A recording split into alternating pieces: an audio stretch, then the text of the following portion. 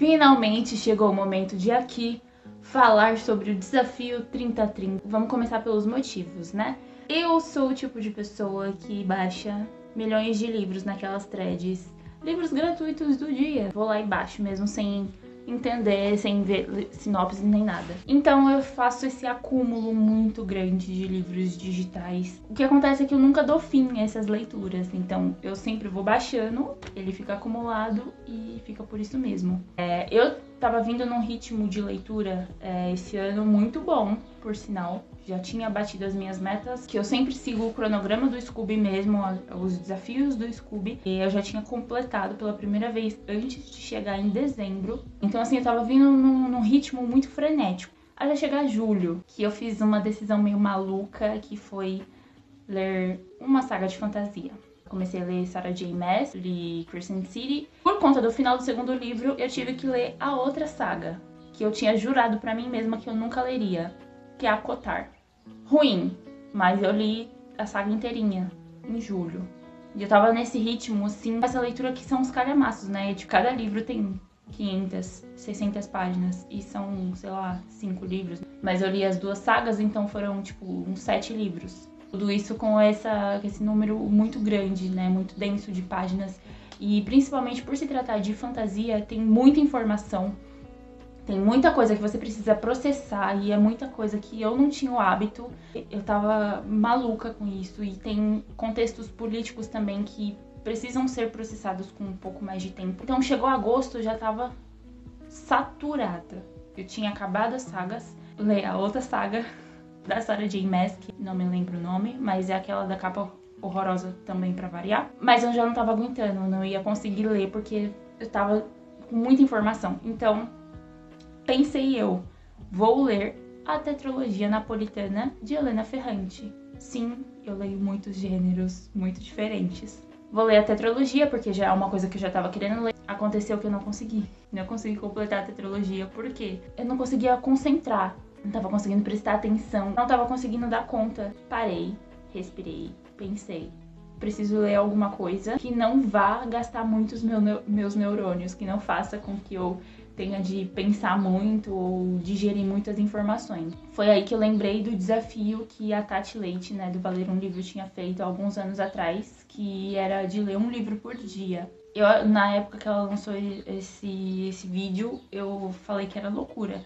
Mas, em tese, eu já faço algo semelhante, normalmente no começo do ano, porque a gente tá naquela, né, o ano só começa depois do carnaval. Então, eu tenho o hábito de ler muitos livros curtos no começo do ano. Isso acaba me ajudando de alguma forma e acaba, em tese, fazendo esse ritmo de ler um livro por dia. E é o momento em que eu separo, né, até mais ou menos maio ali, que eu separo pra ler minhas HQs, alguns contos, e são mais leves, assim, de serem lidos. Você não precisa ter aquela dimensão de parar e pensar e anotar e refletir. Então eu aproveitei que eu baixo esse monte de livros e que eu nunca tinha pegado pra ler, que eu nem lembrava. Passou agosto, não li quase nada, foi uma vergonha, assim. Mas eu peguei esse desafio pra fazer em setembro e acabamos o desafio. Foi muito, assim, divertido, foi meio tenso, foi legal, assim, pra eu parar e falar assim, putz, esse tempo aqui eu tô dedicando pra mim, sabe? Uma leitura pra mim, não é uma leitura que eu vou fazer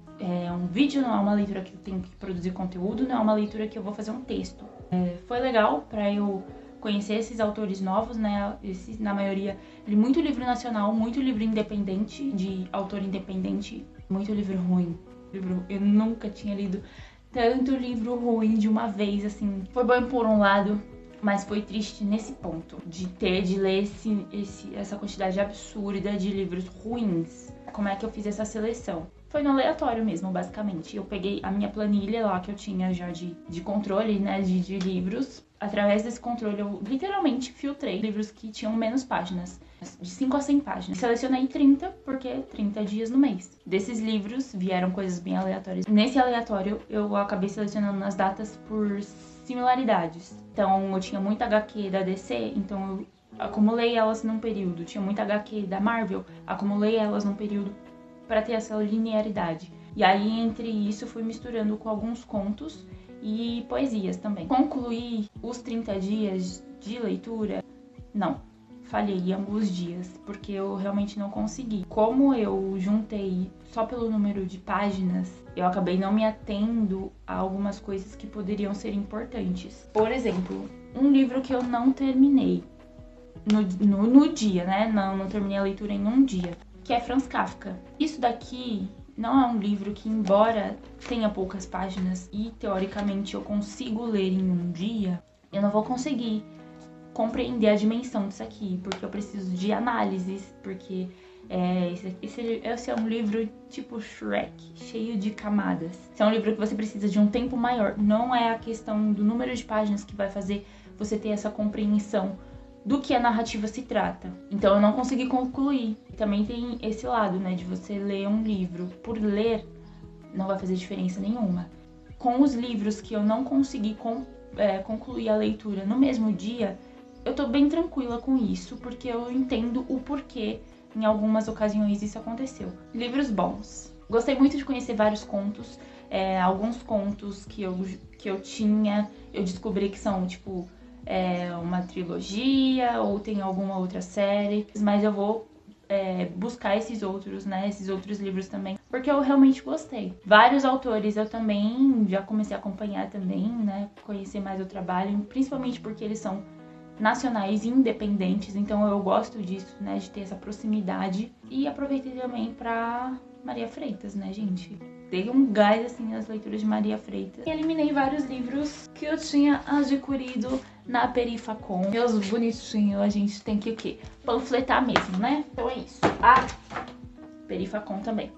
Já que She-Hulk não fez o service, eu fiz por ele. Livros ruins. Infelizmente, a gente tem livro ruim, cara. Não posso fazer muita coisa. O que eu pude perceber foi que a maioria dos livros em que eu disse que era ruim, em certo ponto eu entendi o porquê esses livros, nesse contexto em que eu acabei me inserindo. Grande parte, de novo, dos autores que eu li são independentes e são nacionais.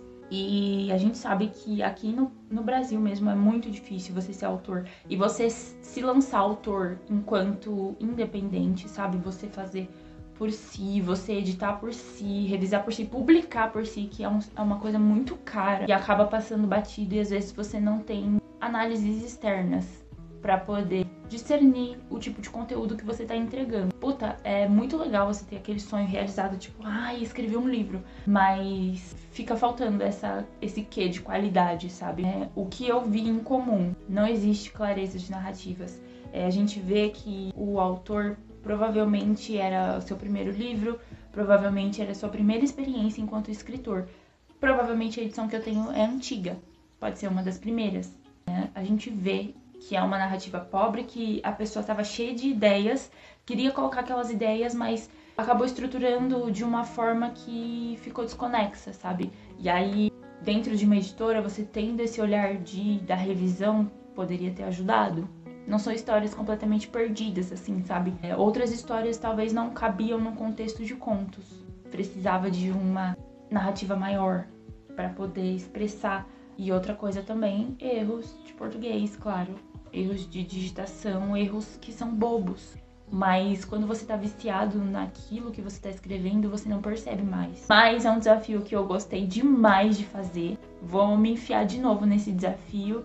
E gostei mesmo de mergulhar em outras histórias. Agora vou voltar para a tetralogia napolitana de Lina Ferrante antes de voltar para Sarah J. Maas. Eu acho que até o fim do ano eu concluo aí esse universo feérico aí e vamos ver o que tem mais pra frente. Eu acho que é isso, mais ou menos o que eu queria, né, dizer sobre o desafio, qual foi minha relação com o desafio, por que eu quis começar, qual foi o resultado disso, o que ele impactou pra mim. É isso.